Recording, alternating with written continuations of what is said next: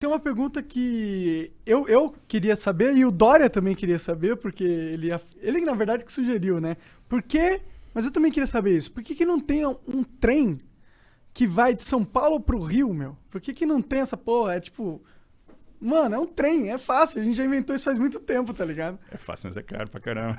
Mas ia ser muito bom, não ia ser muito bom? Aí, ó. O que que acontece, né? A grande questão é a viabilidade financeira mesmo. Então, lá atrás, né, se ventilou muito a ideia de vamos fazer o trem-bala Rio-São Paulo. E o que que não fez esse projeto prosperar? Uma incerteza muito grande do ponto de vista de engenharia, então tem uma questão topográfica para você vencer. O trem ele precisa se acomodar, né, a determinados raios de curvatura, volume, inclinações de rampa, enfim. Então, isso torna a obra muito cara. A gente está falando de uma obra que não se sabia exatamente quanto é que custava, mas na ordem ali de, sei lá, 40 bi, talvez até mais. Para isso funcionar, você precisa ter headways muito baixos, ou seja, a distância entre três muito pequena, e trabalhar sempre com ocupação máxima e com valores de tarifa altos. E aí você percebe o seguinte: hoje, a grande limitação para a gente ter trem de passageiro no Brasil é que a gente ainda não percebeu que não é tarifa que remunera o serviço que vai botar um projeto desse de pé. Por exemplo, a gente está fazendo muita concessão ferroviária, retomamos o transporte ferroviário no Brasil. Pô, legal.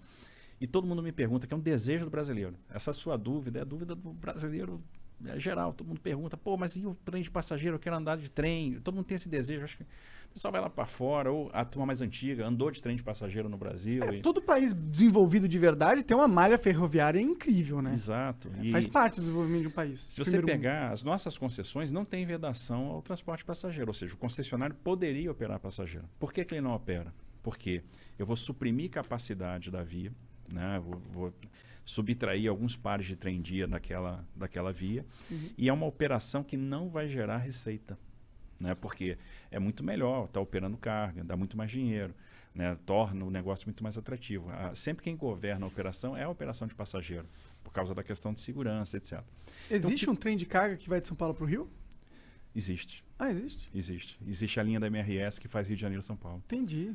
Então, o que a gente precisa para dar esse passo na direção do trem de passageiros? Perceber que as operações, e uma coisa que o americano percebeu no século XIX, que as operações de passageiro vão ficar de pé a partir do momento que a gente aprender a explorar as receitas acessórias, que a gente conjugar operações de real estate, operações imobiliárias com a exploração da linha. Entendi.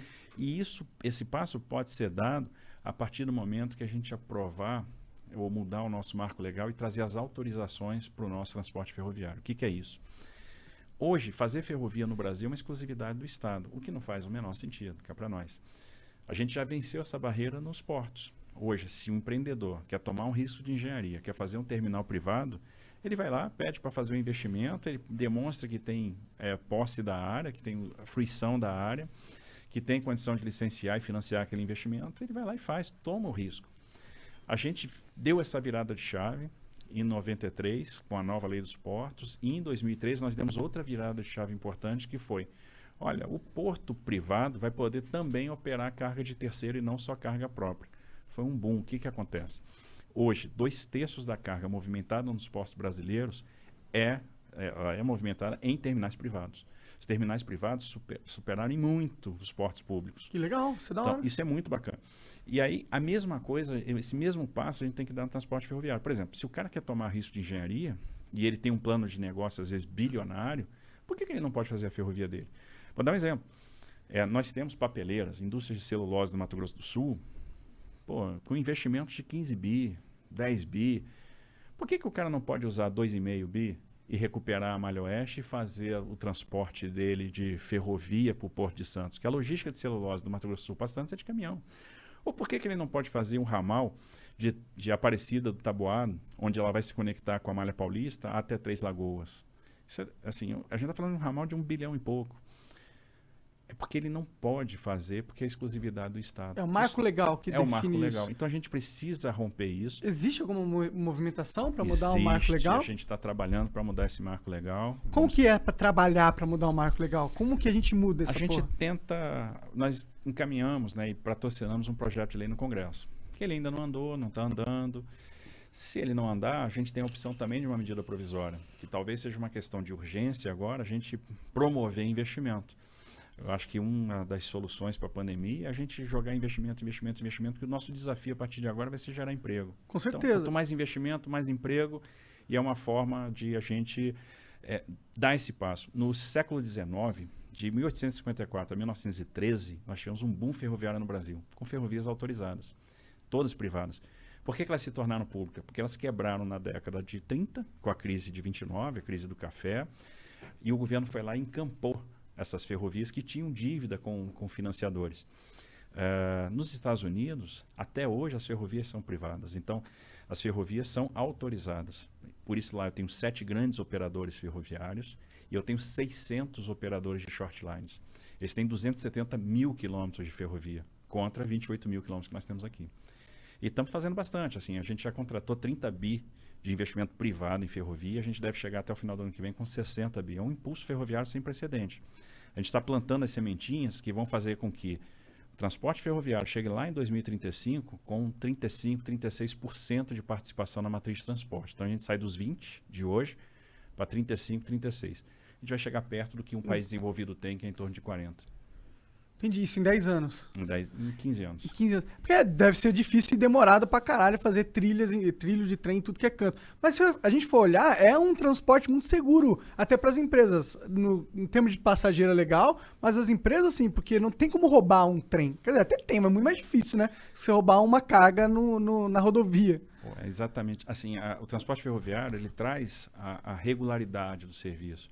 O cara sabe que, às vezes, vai ter uma velocidade de deslocamento menor, mas vai transportar um grande volume, né? Então, um trem carregado, um trem desse de 120 vagões, ele vai tirar 240 bitrens da rodovia, 300 bitrens da rodovia.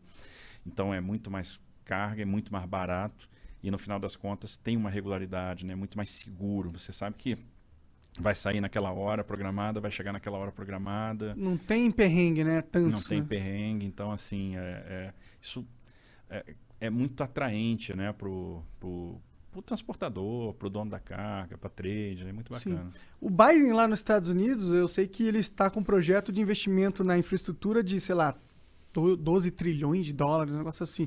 Não é da infraestrutura só, tem vários pacotes, acho que a infraestrutura são 2 trilhões de dólares, né? Muita grana, tá ligado?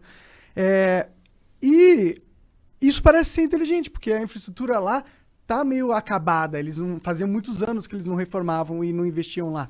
Será que não era inteligente a gente dar um passo aqui no Brasil nesse sentido também? Com certeza. É o que a gente está tentando. A grande questão, assim, o americano tem uma vantagem em relação a nós, que é a política monetária ilimitada, né? Pode emitir sem gerar muita pressão inflacionária. Eles vão sofrer com um pouquinho de inflação agora, que é uma coisa inusitada.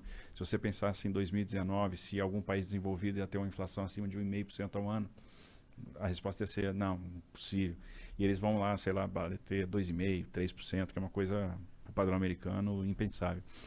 A gente aqui não tem esse mesmo fôlego. Então, nós temos duas coisas. Uma, eu tenho que ser responsável do ponto de vista fiscal para sinalizar para o investidor que eu tenho um compromisso com solvência. Se a relação dívida-PIB estoura, eu passo para o investidor uma ideia de que o Brasil vai ficar insolvente, vai dar calote, todo mundo foge daqui.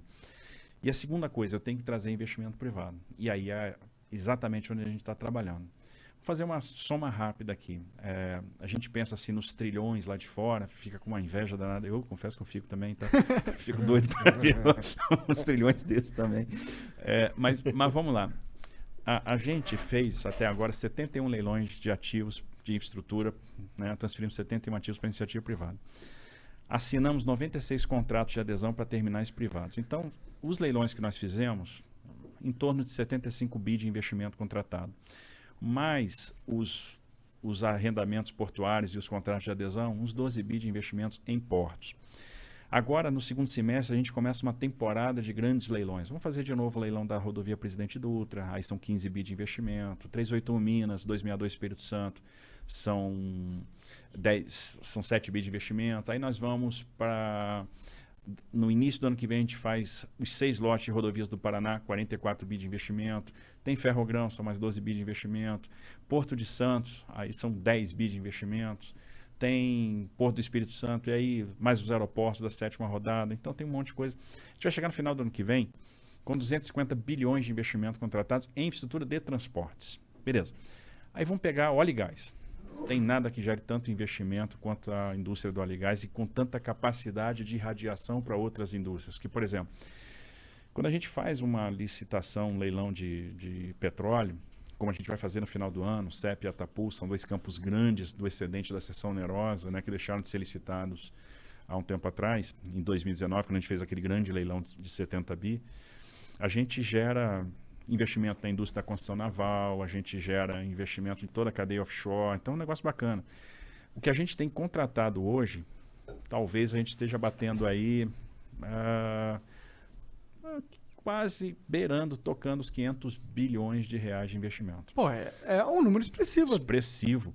Aí vem saneamento básico. Aprovamos o marco legal do saneamento.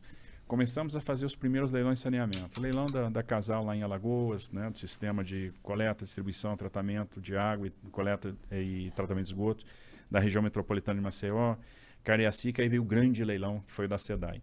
40 bilhões de reais de investimento e uma parcela da outorga que vai ser também investida em recuperação ambiental, recuperação da despoluição da Baía de Guanabara, recuperação das lagoas da Barra da Tijuca, recuperação da Bacia do Guandu, mais 10 bi de investimento.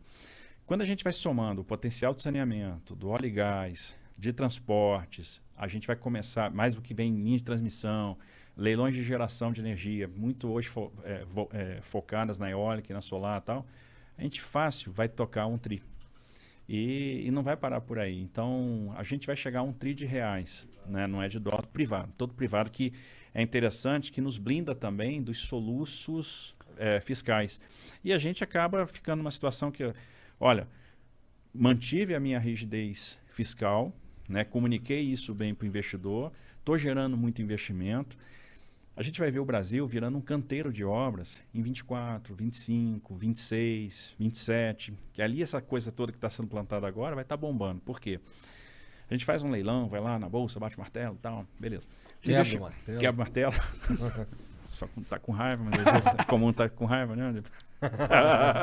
Mas não deve ser uma vida fácil, né? Não, eu tava brincando aqui com o Igor, dizendo o seguinte, jogar Pitfall. E aí a galera mais antiga aí que jogou Atari vai lembrar. Fazer infraestrutura no Brasil, tem que pular um jacaré, tá ligado? Fazer umas paradas sinistras. Você passa por cima do tronco bobo, pula na cabeça do jacaré, pega uns cipós, pô, o negócio não é brincadeira não. Tem que ter resiliência, né? A gente é resiliente, é animado, tem fé, gosta da parada e tal. Então, quando você faz o leilão, você tem um tempo para assinar o contrato. Esse tempo leva uns 4 meses, que o cara tem que montar uma sociedade de propósito específico, né? Montar uma empresa, aportar garantia, tal, tem aquela burocracia toda, assina um contrato.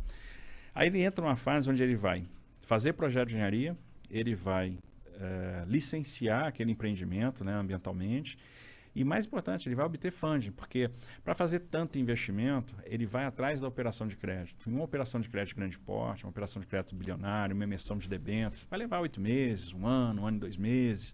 Então ele leva um tempo para estar com a grana. Então a gente não traz esse investimento logo para o início, porque sabe que vai, no final das contas, botar uma faca no pescoço do investidor. Então tem que dar um tempo para que isso transcorra naturalmente.